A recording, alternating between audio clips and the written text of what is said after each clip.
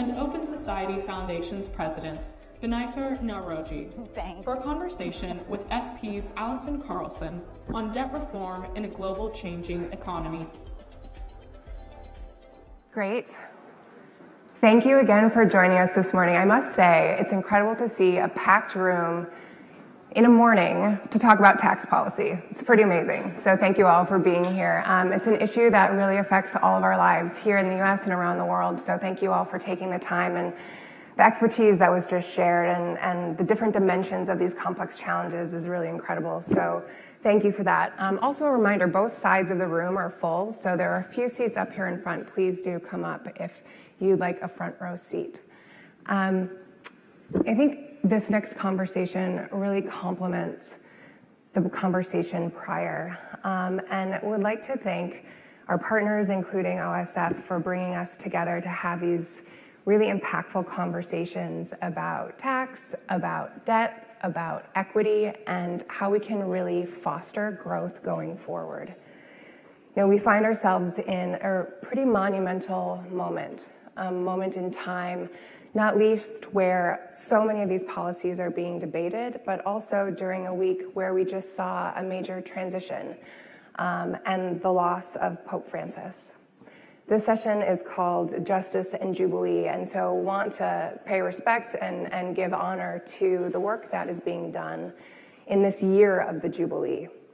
And 2025 is a year of the Jubilee where every 25 years it's an occasion for the church and other stakeholders to really shine a light on and raise attention to issues of debt and how that's impacting people and lives around the world.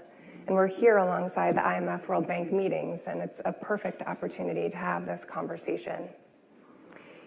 Right before his passing, Pope Francis highlighted debt as a central priority for this Jubilee, recognizing that the current financial architecture is just simply inadequate for addressing what are complex and compounding challenges of debt and development, especially on the world's poor.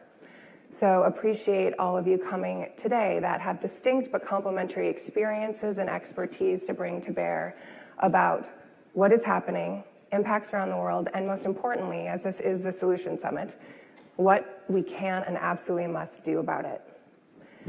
Binnaifer, I'd like to turn to you first, just to provide a little bit of a lay of the land. So in 2023, the World Bank found that developing countries are spending a record $1.4 trillion to service their debt. It's about 4% of gross national income. And over 60% of low-income countries are in debt distress. From your experience and the work that you're doing, how are you seeing this manifest around the world and how this debt distress is impacting people's lives? So I think what we can see is a world that really feels like it's kind of slipping away from us on many fronts. You can see a widening inequality gap. You see democracies beginning to devour themselves from within. You see just one problem after another, and they're interlocking and they're systemic. And so the ability to find simple solutions is no more. All these things have to be tackled as a bundle, and we need to think beyond where we are at right now. We have 3.3 billion people now living under governments that actually pay more for debt servicing than they do for education and health. And the impact on that for younger people who are coming up is actually also quite scary, where people who are younger actually are not assured of a future that's better than the one that their parents have had. So what we have to start thinking about is, in this moment, how can we actually look at these things that are slipping away, the systems that have actually brought prosperity in the past, and begin to think about using these new opening spaces and the changes and the uncertainty to think about opportunity and where that opportunity is to begin to bring change. Thank you. I think that helps set the stage well. Eugene, I'd like to turn to you. So we're also finding ourselves in a post-pandemic reality. If you consider it post, I think the reverberations and cascading impacts are still very much being felt. Not to mention the war in Ukraine and other geopolitical dynamics that have put a great deal of pressure on food security.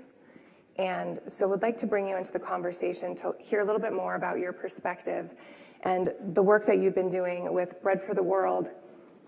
It's your 50th anniversary, I believe, this year.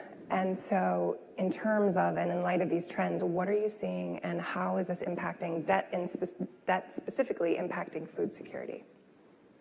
Yeah, it's multifaceted. And again, thank you so much for the privilege of being here. Every now and then, I have friends who work in lots of different sectors, and we debate which issue is most important. And we find ourselves, again, speaking over each other. And my talking point is that food and nutrition may not be the most important issue, but it's the gateway to human flourishing.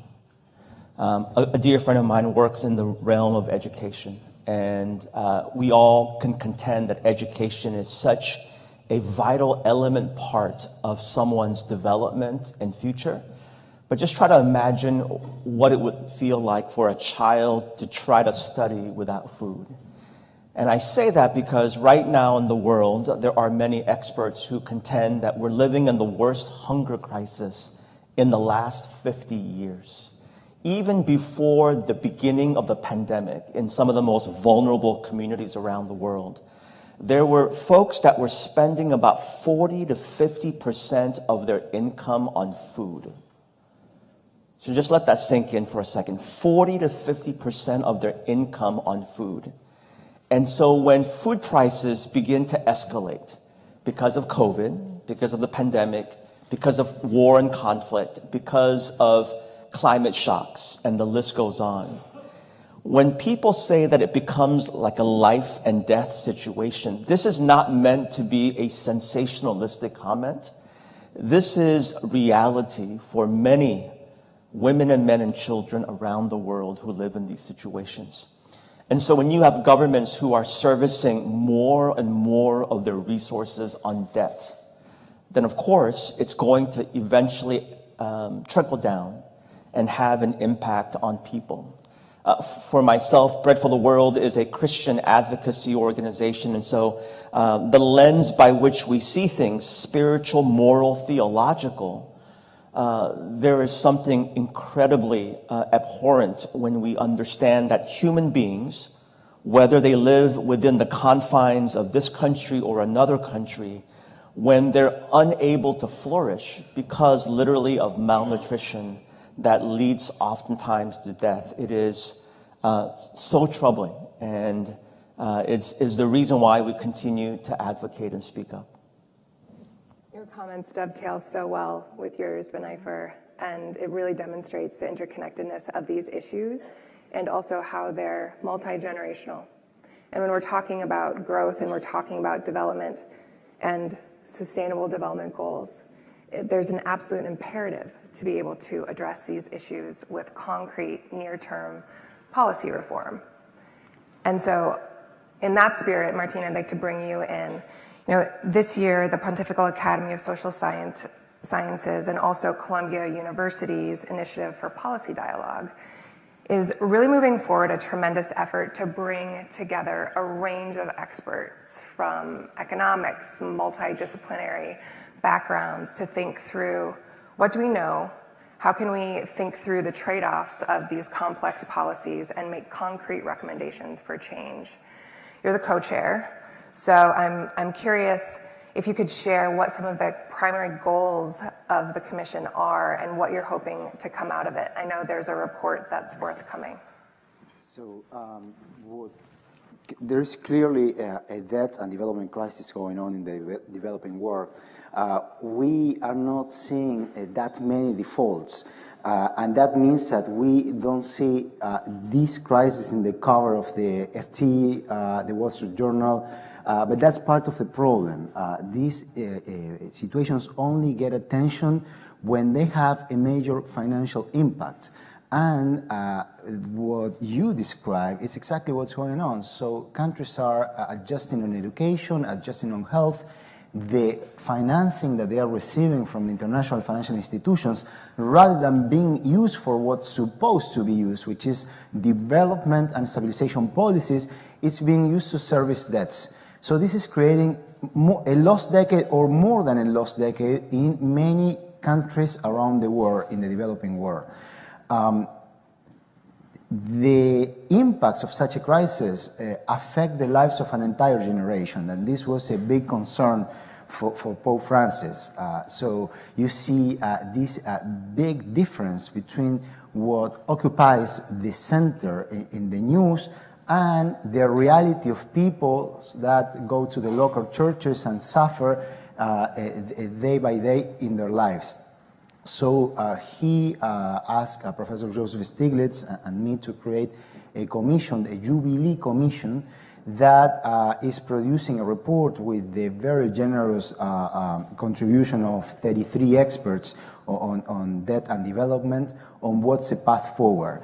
And what I can say is that first we need to recognize that all sides are part of the problem. Debtors are governments decide to do the policies they do, to borrow in the first place, and then to not engage into debt restructurings. Creditors decide also not to engage timely into debt restructurings because they see an opportunity for being bailed out, and international financial institutions also decide not to adopt the policies that would prevent their financing being used for bailouts. So the first step is a change of incentives. What are the policies on all sides, beginning with international financial institutions, that they are the ones that could immediately change policies for avoiding bailouts, that would change incentives and would bring everyone more urgently to the table to resolve this debt crisis, and therefore set different conditions for economic development. And that's what we are working on right now. Thank you for pinpointing changing incentives and incentive structures. And I think there's a lot that can be learned from all of your experiences, and even over the last few years, about efforts to restructure debt and policies that have worked and policies that have encountered a number of complex challenges. Binnaifer, I'd like to turn to you. About a year ago, you had an article in Foreign Policy. That article was entitled, "How Kenya's President Broke the Social Contract." I think that distilled very well what some of the challenges are and consequences of attempts to reform and certain fiscal policies and tax policies. I'm wondering if you could shed a little bit of light on that article, your experience and your perspective as it relates to Kenya. Sure. I also want to do something following Martín, which is to say, as we're looking at some of these problems which are so deep-seated, what you see, it's not just a matter of solving the problem in front, but it's actually having kind of moral imagination and courage, and this is what this moment demands. And I think for me, the Jubilee Commission really showed the ability of the Pope to be an example in moral imagination, in trying to take the Catholic faith and actually translate it into something that is very pressing for all Catholics and non-Catholics in the interest of pursuing global justice. So for me, I think that the Jubilee Commission is an example, and this last Pope is an example of the kind of leadership that we're going to need if we're going to dig ourselves out from where we are now. On Kenya, which is where I come from, so Kenya actually is exactly that example of a country that has dug itself so deep into debt that 70% of its payments are going for debt repayment. And the impact on that in a country which has a huge youth bulge is incredible, because younger people are not receiving any services from government, and don't have a prospects of a future, not a job, not any ability to access healthcare, education, etc.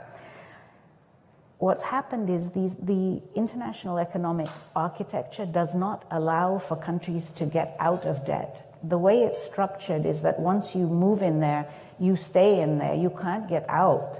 And so what happened in Kenya was, in a bid to respond to IMF and World Bank demands that they repay debt, they had to also make cuts domestically. Now you could argue which cuts they made, but they made cuts that were going to impact very heavily the poorest of the country in terms of taxes on basic food. and it prompted a whole lot of young people to come out on the streets to push for the finance bill to be removed. The government's response at first was to use disproportionate force in actually shooting and killing these young people who'd come out in the streets, most of them from poor neighborhoods. And Kenya is not an unusual case, and that pressure continued until they backed off.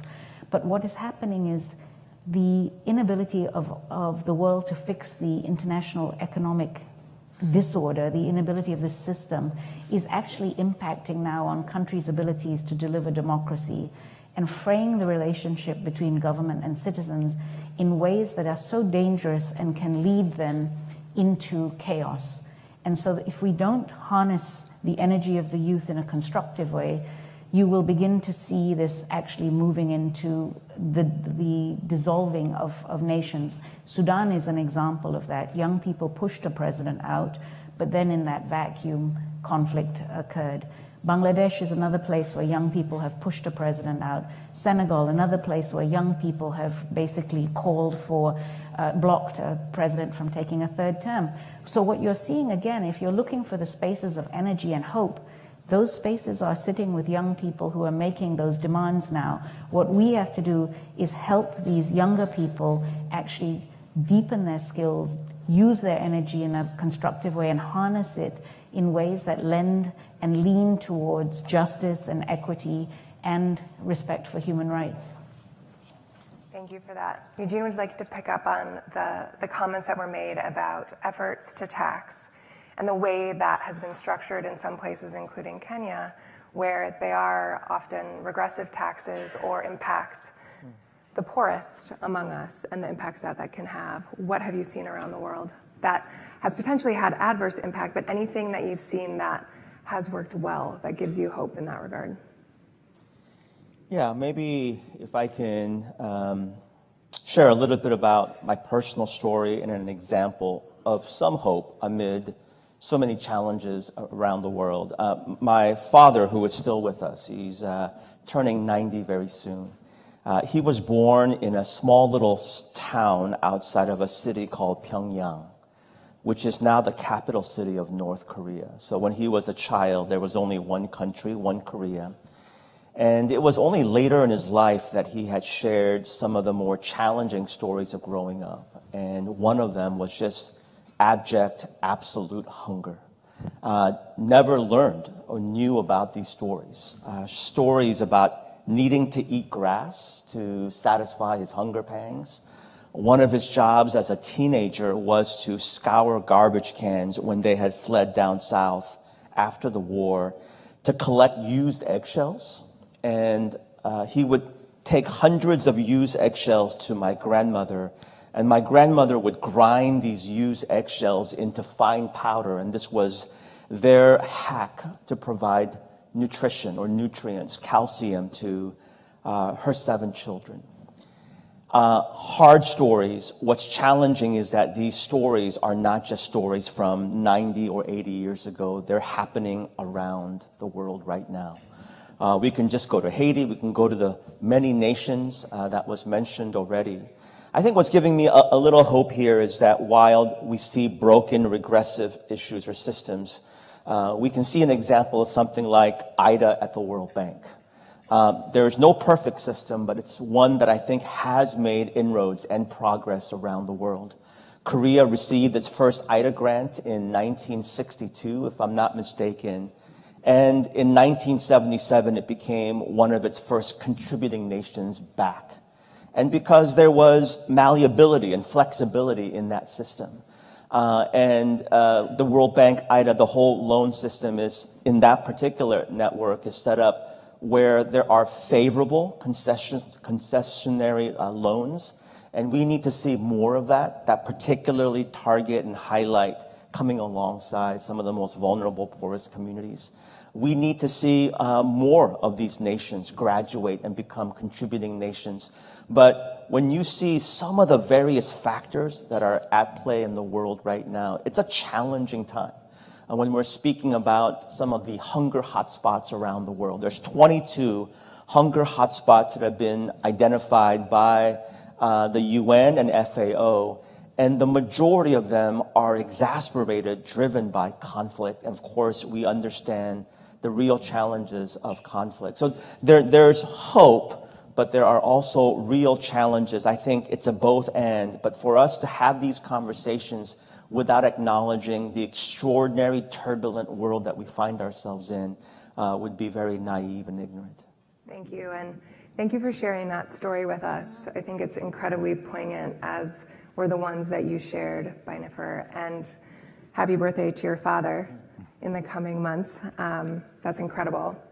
And in a spirit of kind of learning from experience and drawing insights from that, Martín, I'd like to turn back to you and the experience from Argentina. In 2020, you led the largest sovereign debt restructuring in history. Thinking about that experience and the challenge that lies before us collectively, what are some of the insights that you can share from that experience that can inform the work that's being done now? Good. So first, I think Binnaifer used the key word for the resolution of sovereign debt crisis is leadership. It always requires leadership on the side of the government. This crisis cannot be resolved if you don't have a government that wants to go that way. But leadership needs to be incentivized somehow. So let me tell you about Argentina. Not just the case in which I led the restructuring, but the previous one that was more complex. 2001, Argentina had a tragic economic and social crisis. It's actually what led me into economics. I was doing math as a child, and then I turned to that. Because it was just terrible for the country what happened for years until in the year 2001, the IMF decided that it would no longer bail out the private creditors of the country. So why did the debt problem begin to be addressed? Because there was no alternative. There was no alternative. So that's when the debt problems started to be addressed and the economy recovered quickly. Then in 2018, again, Argentina lost access to international credit markets, but it got a bailout loan from the IMF. $45 billion were dispersed, record ever. And the restructuring was not initiated by then. It was initiated 2 years later when I was a finance minister. And again, here, what was key is to bring together the political system or the leading party in government to do what it needed to be done. But my view is that if the opportunity of a bailout would have still been present, it would have been much more difficult to address these issues. So we need to put the government in the place in which it has the incentives to do the right thing. The international financial institutions in the place where they provide the incentives for that.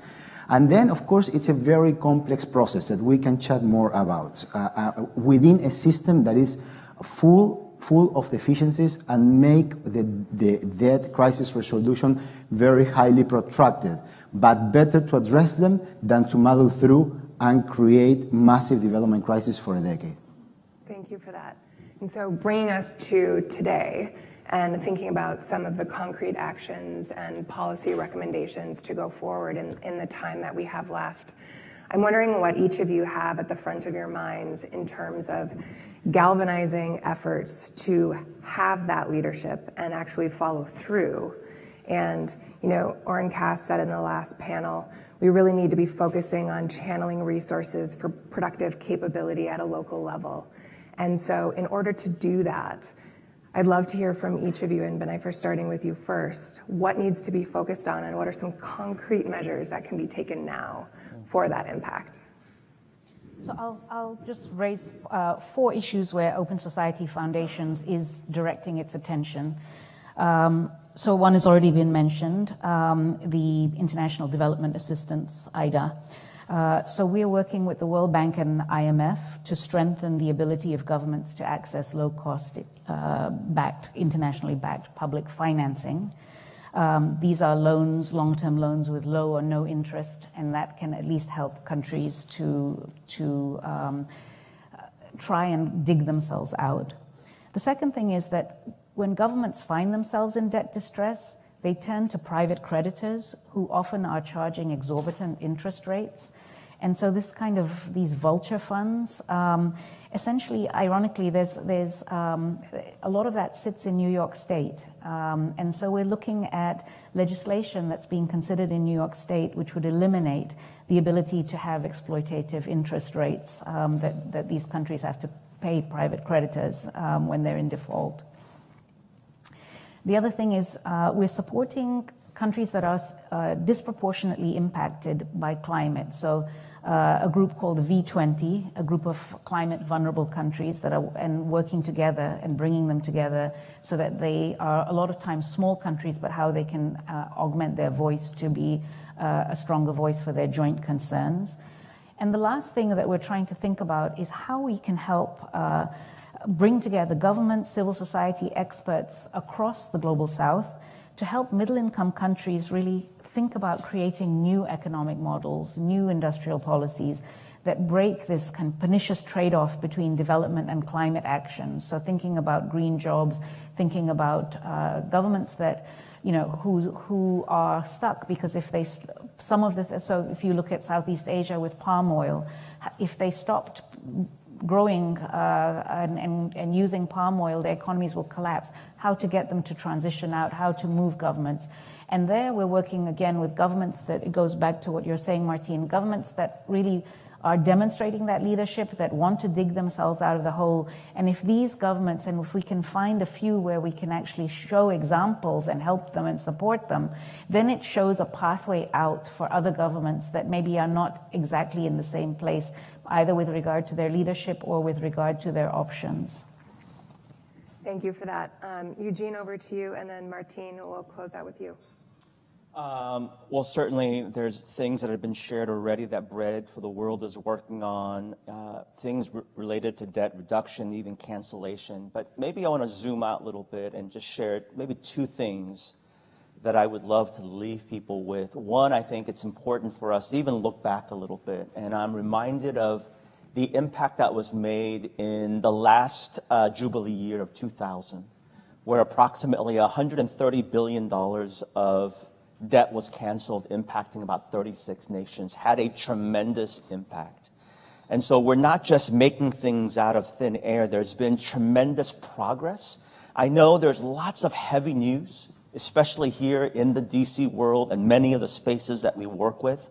I think it's also healthy and important to kind of zoom out a little bit and just mark some of the progress that has been made around the world, around poverty. And so there's that. We got to look back a little bit.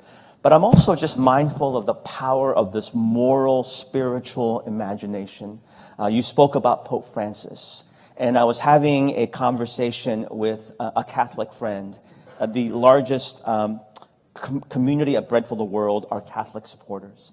And they were asking this question about, well, now that Pope Francis has passed away, who is going to be this leader within the Catholic Church? And certainly our prayers and thoughts, we know there's a process, but rather than looking at one person, I'm also just thinking about the power and the influence is us.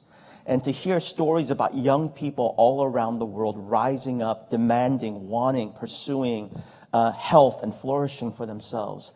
I think this is really important that we, sitting in the comforts of these tables, think about what does proximity look like for us in our work, in our advocacy, so that we can continue to raise voice about that prophetic, spiritual, moral imagination that benefits not just us, but benefits people all around the world. Thank you for bringing us back to that focus on imagination and leadership, and also underscoring that we all have a role to play in this effort. Martín, over to you. Well, we clearly need to reimagine the international financial system if we want to aspire to have financing for development. These countries that are suffering crisis need financing, but the right kind of financing, not very expensive short maturity financing. They need to invest in education. That's the most important investment for their future.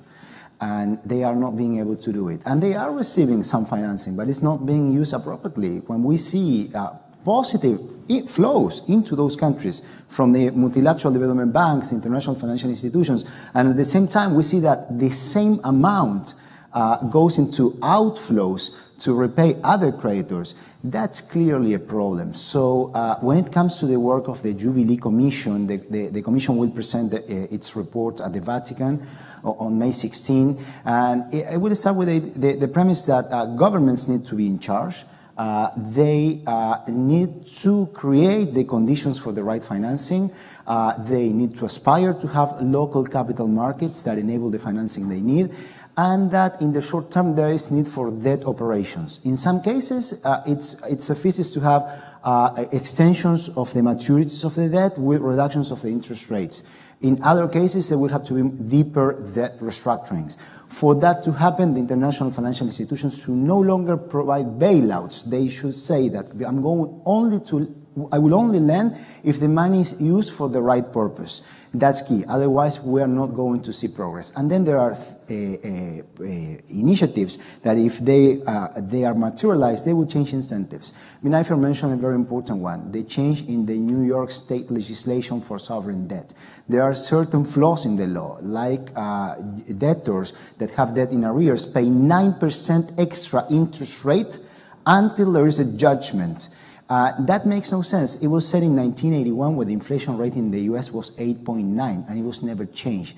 And there should also be legislation to deter opportunistic behavior like holdout and vulture funds that buy debt with the sole intent of litigating and delay the debt restructuring processes. So there is a lot that can be done in the short term, even within the existing system, to improve matters. And that requires leadership and boldness. Thank you for those very concrete examples, and I know there are other concrete policy recommendations that have already been articulated by the Commission and that will also be forthcoming, and so everyone should keep an eye out for that report because, as you said, there are a number of concrete actions that can be taken now. We're out of time. I'd just like to close a little bit with where we started, understanding this is the Jubilee, and doing some research for this, I found that Pope Francis, in his address on debt, he said, quote, "It is the principles of justice and solidarity that will lead to finding solutions. On this path, it's essential to act in good faith and with truth, following on an international code of conduct with ethical standards that can guide dialogue between parties." End quote. These are incredibly wise words, and we're talking about leadership and how to carry that forward. You are clearly all doing that work. Thank you for sharing your expertise here and for galvanizing others to do the same. Thank you.